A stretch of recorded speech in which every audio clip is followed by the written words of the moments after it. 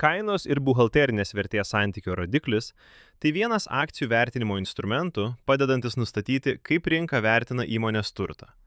Šis rodiklis lygina įmonės akcijos kainą su jos buhalterinė verte, tai yra nuosavu kapitalu tenkančiu vienai akcijai.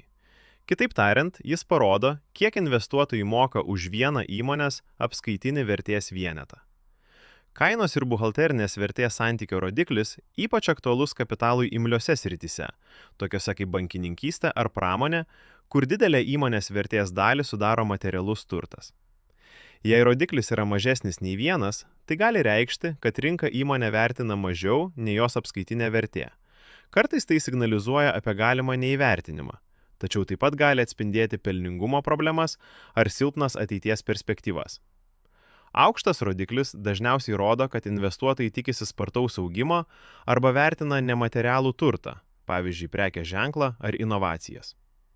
Svarbu suprasti, kad buhalterinė vertė ne visada atspindi realią rinkos vertę, ypač technologijų ar paslaugų sektoriuose.